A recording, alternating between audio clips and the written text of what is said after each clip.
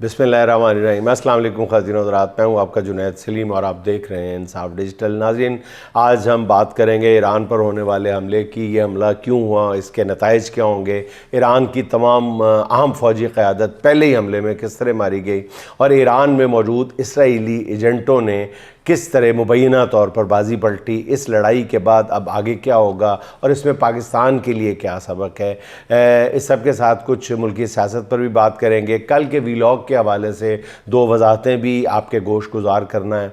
अच्छा नाज़रीन, वही हुआ जिसका काफ़ी अरसे से ख़दशा था। इसराइल ने ईरान पर हमला किया और बहुत भरपूर हमला किया। सुबह सवेरे होने वाले इस हमले ने जहाँ ईरान में तबाही मचाई, वहाँ उसने पूरी दुनिया को शशदर करके रख दिया। एक बार फिर इसराइल ने हमले से पहले मुकम्मल होमवर्क कर रखा था और उसकी इंटेलिजेंस हर लिहाज से मुकम्मल थी।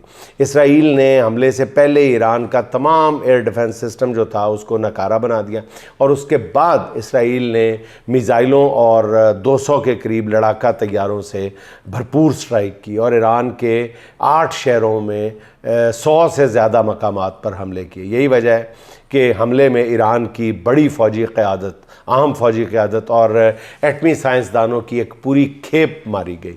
पासदारान इनकलाब के सरबराह हुसैन सलामी और फ़ौज के सरबराह मोहम्मद बाकरी पहली स्ट्राइक के दौरान ही इसराइली बर्बरियत का निशाना बने और शहीद कर दिए गए। ईरान की अहम एटमी तनसीबात को भी निशाना बनाया गया। अब तक की इत्तलात के मुताबिक इन हमलों में 6 टॉप एटमी साइंसदान भी मारे गए हैं।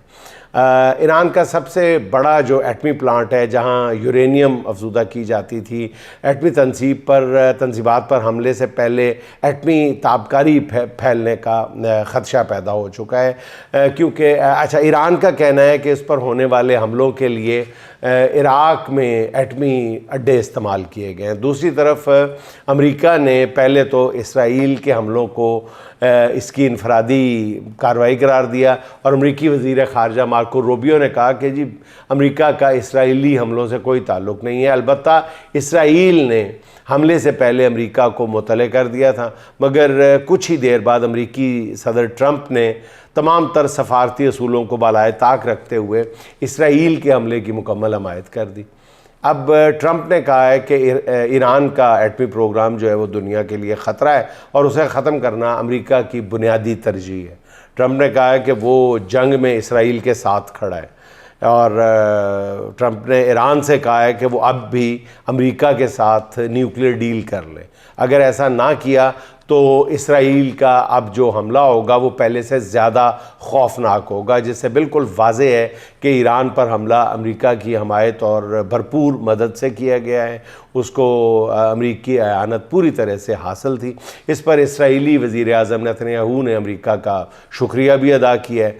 नाज़रीन, जंग एक तरह से ख़ुद एहतसाबी भी है। दुनिया भर के मीडिया में मुसद्दक़ा इत्तलात की इशाअत के बाद कि इसराइल किसी भी वक्त हमला कर सकता है, ईरानी हुकूमत के नाक़स इंतज़ामात और टॉप फ़ौजी और साइंसी क़यादत की शहादत जो है वो कम नरम से नरम लफ्ज़ों में बोला जाए तो नालायकी कहा जा सकता है। 200 इसराइली हमला आवर तैयारों में से एक का भी ना गिराया जाना और दिफाई और जवाबी हमले की सलाहियत पर यह एक संजीदा सवाल उठाता है। इसमें पूरी मुस्लिम दुनिया और उनके लीडर्स के लिए भी पैगाम है और पैगाम ये है कि जंग एक खौफनाक हकीकत है जिसमें ताकत दिखानी पड़ती है। बड़कों से काम नहीं चलता, दावों से काम नहीं चलता, झूठ से काम नहीं चलता। झूठ जंग के बाद आप जितना मर्ज़ी बोल लें, लेकिन स्ट्राइक करने के लिए, अपनी धाक बिठाने के लिए आपको अल्टीमेटली स्ट्राइक करनी पड़ती है, ताकत दिखानी पड़ती है। अब सवाल ये है कि ईरान का रद्द अमल क्या होगा। ईरान ने फ़ौरी जवाब देते हुए इसराइल पर 100 के करीब ड्रोन से हमला भी किया है, लेकिन इसराइल ने तमाम ड्रोन्स को फ़िज़ा में ही नाकारा बना दिया है। फिर भी पूरे ईरान में लोग इंतकाम का मुतालबा कर रहे हैं। तेहरान की जमकरान मस्जिद और कुम की मसाजिद पर इंतकाम लेने के लिए सुर्ख परचम लहरा दिए गए, मगर ईरान का देर पा रद्द अमल क्या होगा इस पर पूरी दुनिया की नज़रें जमी हुई हैं। इसराइल का अंदाज़ा है कि अमेरिका, बरतानिया और दीगर मगरबी ताकतों की खामोश हिमायत से वो 2 سے 3 ہفتے میں ایران کی فوجی طاقت کو ملیا میٹ کر کے رکھ دے گا۔ دوسری طرف دفاعی امور کے ماہرین کا خیال ہے کہ ایران ایک لمبے عرصے تک مزاحمت کر سکتا ہے، اور ماضی میں ایران نے ایسا کر کے دکھایا بھی ہے۔ ایران کے پاس اتنی صلاحیت موجود ہے کہ وہ اسرائیل سمیت پوری دنیا کو سرپرائز دے سکتا ہے، مگر ایران کا ناظرین سب سے بڑا مسئلہ یہ ہے کہ اسرائیل نے ایران کے چپے چپے پر اپنے جاسوس پھیلا رکھے ہیں۔ مبینہ طور پر یہی جاسوس اندر سے ایران کو کھوکھلا کر رہے ہیں۔ اب ایران میں موجود انہی جو اسرائیلی ایجنٹوں نے صہیونی فوج کو اس قابل بنایا ہے کہ اس نے پہلی اسٹرائک میں ایران کی ٹاپ ملٹری لیڈرشپ کا صفایا کر دیا ہے۔ اسرائیل نے دعویٰ کیا ہے کہ ایران کے اندر اس کی 50 سے زیادہ خفیہ ٹیمیں تعینات ہیں۔ اچھا ناظرین، یہ بھی ایک تھیوری پیش کی جا رہی ہے کہ شاید کوئی جاسوسی کا اتنا بڑا نیٹ ورک ہے نہیں ایران کے اندر اسرائیل کا جتنا بتایا جا رہا ہے۔ ایسا کر کے اصل میں وہ ایران کی صفوں میں ایک خوف کی فضا پیدا کرنا چاہتا ہے، کیونکہ اگر دشمن کی صفوں میں ایک جاسوس موجود ہو تو وہ میرا خیال ہے کہ 1000 میزائلوں سے زیادہ خطرناک ثابت ہو سکتا ہے۔ اس لیے اس بات کے امکانات موجود ہیں کہ اتنی بڑی تعداد میں جاسوسوں کی موجودگی کا جو دعویٰ ہے، ہو سکتا ہے کہ یہ اسرائیلی پروپیگنڈا ہو، اور اس کے پیچھے ایک بیک گراؤنڈ جو ہے وہ میں نے عرض کر دیا۔ اسرائیلی میڈیا نے ایران میں موجود ٹیموں کی ویڈیو بھی جاری کر دی ہے۔ ناظرین، اگر جاسوس ہوں تو پھر جاسوسی کا نیٹ ورک ہو تو کوئی بھی جو اپنا جاسوسی کا نیٹ ورک اس طرح بناتا ہے وہ پھر اس طرح دکھاتا نہیں ہے، اس طرح شو آف نہیں کرتا۔ یہ کوئی بری کا سامان یا جہیز کا سامان نہیں ہے، یہ باقاعدہ اس کو چھپایا جاتا ہے۔ لیکن یہ جو بار بار دعویٰ کیا جاتا ہے کہ ہمارا جاسوسی کا نیٹ ورک ایران کے اندر موجود ہے، یہ میری سمجھ سے باہر ہے۔ اب یہ جو ویڈیوز جاری کی گئی ہے اس میں دکھایا گیا ہے کہ اسرائیلی اور ایرانی ایجنٹ مل کر ایران کے میزائل سسٹمز کو ناکارہ بنا رہے ہیں، اور اسرائیل کو ایرانی لوگوں کی مدد حاصل ہے۔ اب اسرائیلی میڈیا نے دعویٰ کیا ہے کہ ایران میں 1300 سے زائد جو ہیں وہ مقامی ایجنٹس جو ہیں وہ ہمارے ساتھ ملے ہوئے ہیں اور سرگرم عمل ہے۔ اس کے باوجود ایران اس قابل ہے کہ وہ پلٹ کر وار کر سکتا ہے اور کاری وار کر سکتا ہے۔ یہی وجہ ہے کہ پورے اسرائیل میں ایمرجنسی نافذ کر دی گئی ہے۔ اسرائیل کی تمام لیڈرشپ کو محفوظ مقامات پر منتقل کر دیا گیا ہے۔ اسرائیلی فوجی قیادت نے اعلان کیا ہے کہ ایرانی حملے کے دوران پورے اسرائیل میں سخت وقت ہوگا۔ وقت آ گیا ہے کہ ایران اپنی طاقت دکھائے ناظرین، اور دنیا کو دکھائے کہ دہائیوں سے جاری اس کی جنگی تیاریاں جو ہیں وہ ہر لحاظ سے مکمل ہیں۔ بہرحال ناظرین، یہ جنگ جلد ختم ہوتی نظر نہیں آ رہی۔ گزشتہ روز بھی عرض کیا تھا کہ ایران اسرائیل جنگ پاکستان کے لیے بہت بڑا امتحان ہوگی۔ چند ہفتے قبل جب بھارت نے پاکستان پر حملہ کیا تو اس میں اسرائیل نے بھارت کا ہر طرح سے ساتھ دیا تھا۔ بھارت نے اسرائیلی ساختہ ڈرون سے پاکستان پر حملے کیے۔ اسرائیلی جنگی ماہرین بھارت میں بیٹھ کے پاکستان میں ڈرون حملے آپریٹ کرتے رہے، اور دبے لفظوں میں اس کا اقرار بھی کیا گیا۔ دوسری طرف ایران نے بھارت کے خلاف جنگ میں پاکستان کی مکمل اخلاقی اور سفارتی حمایت کی۔ اب پاکستان کے لیے ایک یہ مشکل آن پڑی ہے کہ وہ اس جنگ میں کیا کردار ادا کرے۔ اپنے رد عمل میں پاکستان نے اسرائیل کی شدید مذمت کرتے ہوئے اسے ایران کی خود مختاری پر کھلا حملہ قرار دیا ہے۔ وزیر خارجہ اسحاق ڈار صاحب کا کہنا ہے کہ اسرائیل کے نفرت انگیز حملے نے بین الاقوامی قانون کی بنیادوں کے ساتھ ساتھ انسانیت کے ضمیر کو بھی ہلا کے رکھ دیا ہے۔ البتہ سوال یہ ہے کہ عملی طور پہ اب پاکستان کا رسپانس کیا ہوگا۔ بہرحال بیان دینے کی حد تک تو یہ کہا جا سکتا ہے کہ اچھا خاصا سخت سٹانس لیا ہے پاکستان نے، لیکن سوال یہ ہے کہ عملی طور پر پاکستان کا رسپانس کیا ہوگا۔ اخلاقی طور پر ہونا تو یہ چاہیے تھا کہ پاکستان کھل کر اسرائیل کے خلاف ایران کی مدد کرے، مگر پاکستان کی کمزور معاشی حالت ایسا کرنے کی شاید اجازت نہیں دیتی۔ البتہ پاکستان نے اس جنگ میں اپنی غیر جانبداری بھی برقرار رکھی تو یہ بھی بہت بڑی بات ہوگی۔ اگر یہ جنگ طول پکڑتی ہے ہے تو اصل امتحان پاکستان کا شروع ہو جائے گا، کیونکہ اگر امریکہ نے ایران کے خلاف پاکستانی اڈے استعمال کرنے کی فرمائش کر دی، مانگ لی ہے پاکستانی اڈے، تو پاکستان کے لیے انکار یا اقرار دونوں ہی صورتوں میں مشکل پیدا ہو جائے گی، اور اس صورتحال میں پھر عاصم منیر صاحب کا دورہ امریکہ جو ہے وہ انتہائی اہمیت اختیار کر جائے گا۔ پاکستان کے ناظرین، پاکستان کے عام آدمی کی نظر سے دیکھا جائے تو اس حملے کے بعد پوری طرح پاکستان کی عوام جو ہے ایران کے ساتھ کھڑی ہوئی نظر آتی ہے۔ چند ایک لوگوں کو چھوڑ کے ملک کی غالب اکثریت کا خیال یہ ہے کہ ایران اگر اسرائیلی حملے کے سامنے نہ ٹھہر سکا تو اسرائیل کا اگلا ہدف جو ہے وہ خاکم بدہن پاکستان اور اس کا ایٹمی پروگرام ہوگا۔ عام آدمی کا خیال یہ ہے کہ مسلم ممالک مل کر اپنی تباہی کا تماشا دیکھ رہے ہیں۔ اسرائیل اور امریکہ کا اتحاد جو ہے وہ مسلم ممالک کو سنگل آؤٹ کر کے انہیں تباہ کر رہا ہے۔ کل جب پاکستان کی باری آئی تب بھی دوسرے مسلمان ممالک صرف تماشا ہی دیکھ رہے ہوں گے۔ یہ اوپینین ہے پاکستان کی، جنرل اوپینین پاکستانی میسز کی، پبلک کی۔ اچھا ناظرین، ایران پر اسرائیل کے حملے کے بعد خدشہ پیدا ہو گیا کہ کہیں پوری دنیا اس جنگ کی لپیٹ پہ نہ آ جائے۔ اسرائیلی حملے کے بعد سعودی عرب، متحدہ عرب امارات اور قطر کا بہت ہی محتاط رد عمل سامنے آیا ہے، جنہوں نے اسرائیلی حملے کی مذمت تو کی ہے، البتہ اس حملے کے خلاف کسی بھی ٹھوس اقدام کی بات نہیں کی۔ یہی نئی اطلاعات کے مطابق ایران نے اسرائیل پر جو ڈرون حملے کیے ہیں ان میں سے زیادہ تر ڈرونز اردن نے اپنی حدود سے گزرنے ہی نہیں دیے اور انہیں اپنی فضا میں تباہ کر دیا۔ اس سے اندازہ لگایا جا سکتا ہے کہ یہ جنگ کس انداز میں آگے بڑھے گی۔ اس کے بعد چین اور روس کا رد عمل اہمیت رکھتا ہے۔ چین تمام تر صورتحال پر نظر رکھے ہوئے، مگر چین کا طریقہ کار نہیں ہے یا ماضی میں اس کا یہ رویہ کبھی نہیں رہا کہ وہ عالمی تنازعات میں کھل کر فریق بنے۔ یہ صرف پاکستان کے معاملے میں دیکھا گیا تھا کہ چین نے تمام تر احتیاط کو بالائے طاق رکھ کر پاکستان کے دفاع کے لیے کسی بھی حد تک جانے کا فیصلہ کیا تھا اور گیا تھا۔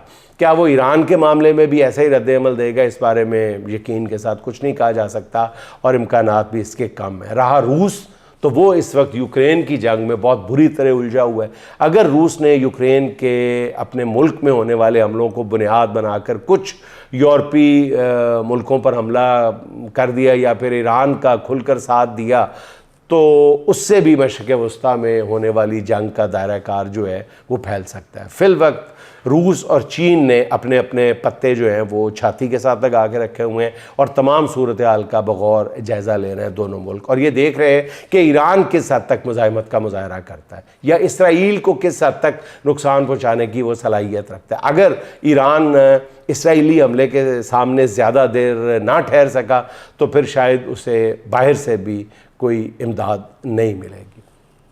اچھا ناظرین، اب ذکر ہو جائے کچھ ملکی صورتحال کا۔ اسپیکر اور چیئرمین سینٹ کی تنخواہوں میں اضافہ ایک سکینڈل کی شکل اختیار کرتا جا رہا ہے۔ پورا بجٹ ایک طرف مگر ان دو ہیرو کی تنخواہ ایک طرف۔ معاملہ اتنا بڑا کہ وزیر اعظم نے ان بڑھی ہوئی تنخواہوں کا نوٹس لے لیا، مگر صورتحال اس وقت سنگین اور انتہائی دلچسپ ہو گئی۔ ذرائع کے مطابق اسپیکر اور چیئرمین سینٹ کی تنخواہیں بڑھنے کے بعد 13 لاکھ روپے تک پہنچ گئی ہیں۔ اگر ان میں مراعات بھی شامل کر لی جائیں تو یہ تنخواہ 21 لاکھ روپے سے بھی زیادہ بنتی ہے۔ جب ہر طرف سے اس پر تنقید ہوئی ہے تو حکومت نے الزام یہ عائد کیا ہے کہ یہ تنخواہوں میں اضافہ جو ہے قومی اسمبلی اور سینٹ سیکریٹریٹ نے از خود کر لیا ہے، جس پر پارلیمنٹ کے دونوں ایوانوں کے جو سیکریٹریٹس ہیں اسے جاری ہونے والے بیان میں بتایا گیا ہے کہ ان کا تنخواہیں بڑھانے سے کوئی تعلق نہیں ہے۔ یہ تنخواہیں کابینہ کی منظوری سے بڑھائی گئی ہیں اور کابینہ ڈویژن نے ہی ان بڑھی ہوئی تنخواہوں کا نوٹیفیکیشن جاری کیا ہے۔ ہوا کچھ یوں کہ ڈاکٹر طارق فضل چودھری نے بطور وفاقی وزیر پارلیمانی امور اسپیکر اور چیئرمین سینٹ کی تنخواہیں بڑھانے کی سمری پیش کی، اور یہ سمری جو ہے کابینہ میں گئی جس نے وزیر اعظم سمیت منظوری دی۔ منظوری دینے والوں میں ناظرین ذہن میں رکھیں کہ خواجہ آصف صاحب بھی شامل تھے، اور یہ معاملہ 29 مئی کو کابینہ کے سامنے آیا، یعنی تنخواہیں بڑھائے ہوئے 13 روز ہو چکے تھے۔ اس پر کسی نے کوئی اعتراض نہیں کیا۔ جیسے ہی عوامی رد عمل سامنے آیا خواجہ آصف صاحب نے اسے مالی فحاشی قرار دے دیا، وہی ماضی کی طرح۔ خواجہ آصف صاحب نے اس معاملے میں بھی دوغلے پن کا اور ننگے چٹے دوغلے پن کا مظاہرہ کیا، اور وزیر اعظم نے ایسے نوٹس لینے کا اعلان کیا ہے جیسے یہ معاملہ ان کے علم میں ہی نہیں تھا، اور جیسے ابھی ہوا ہے اور اچانک کہ کہیں کوئی واردات ہوئی ہے چیچا وطنی میں اور اچانک وزیر اعظم کو پتہ چلا تو انہوں نے نوٹس لے لیا۔ نون لیگ اور اس کی پوری قیادت ناظرین منافقت کے پہاڑ پہ کھڑی ہے، مگر سچ ہے اس کی کنکریاں پھر بھی ان تک مسلسل پہنچتی جا رہی ہیں۔ اچھا ناظرین، گزشتہ روز دو موضوعات ایسے تھے جن پر میں نے جب کچھ عرض کیا ہے تو اس پر ہمارے ویورز نے شاید میرے لفظوں کا چناؤ ٹھیک نہیں تھا یا مجھے اپنی بات ٹھیک طرح سے کہہ نہیں پائی۔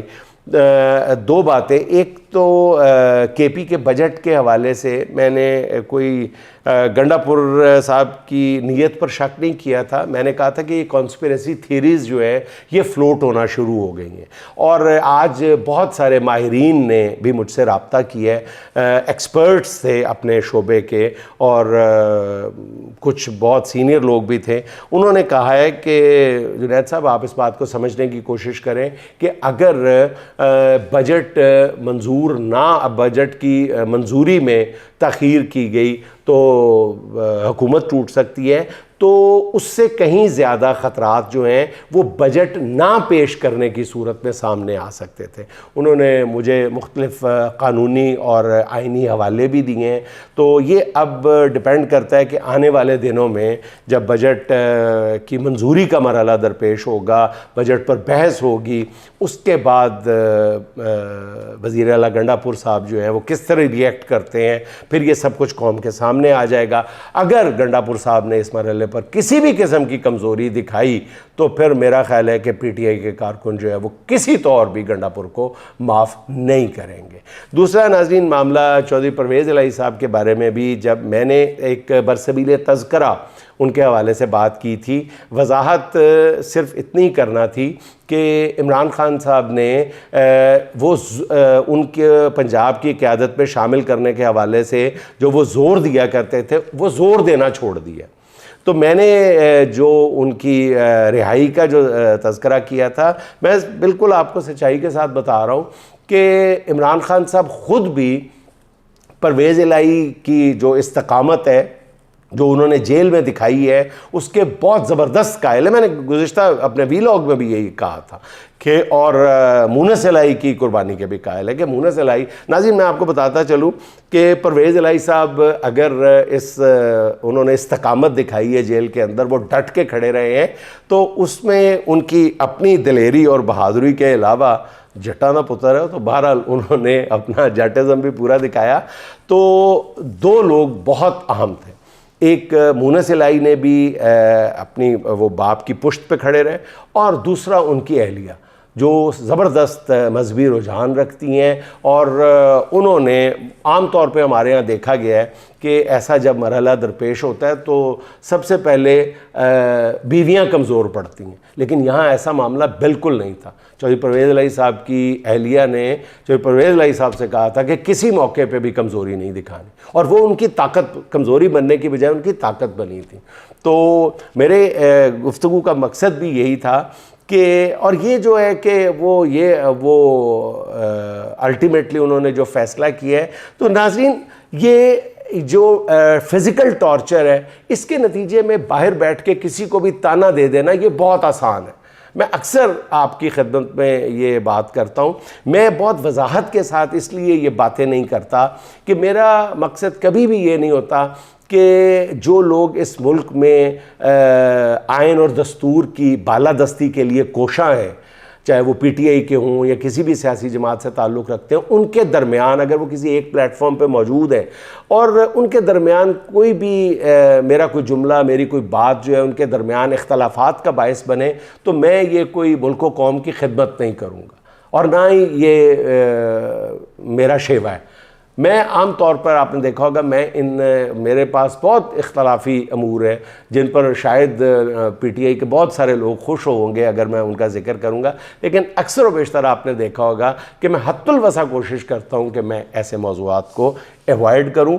میں ایک واقعہ بھی اس حوالے سے آپ کے گوش گزار کر دوں کہ جب چودھری پرویز الہی صاحب کی کو پنجاب کی صدارت سونپنے سے انہی دنوں کا وقت ہے، اس سے کچھ پہلے کا وقت ہے، میں جب سخت وقت گزر رہا تھا پی ٹی آئی پہ شروع ہو چکا تھا، تو میں عمران خان صاحب اور ایک نوجوان ایم این اے، ہم تینوں چائے پی رہے تھے بیٹھ کے، تو عمران خان سے میں نے کہا، خان صاحب سے میں نے کہا کہ وہ پوچھ رہے تھے، ہم ڈسکس کر رہے تھے کہ چودھری پرویز الہی صاحب کہاں تک کھڑے ہوں گے، تو میں نے چائے میں ہاں جی عمران خان صاحب نے چائے کے ساتھ بسکٹ بھی دیے تھے، اس میں زیادہ حیران ہونے والی بات نہیں ہے، تو میں نے چائے کے کپ پہ اپنا بسکٹ ڈبوتے ہوئے کہا تھا کہ خان صاحب میرا خیال ہے کہ پرویز الہی صاحب کا کھڑے رہنا اتنا ہی مشکل ہے جتنا اس چائے کے کپ سے یہ ثابت بسکٹ کا میرے منہ تک پہنچنا، اور میں نے وہ بسکٹ جو ہے جب ثابت اپنے منہ میں ڈال لیا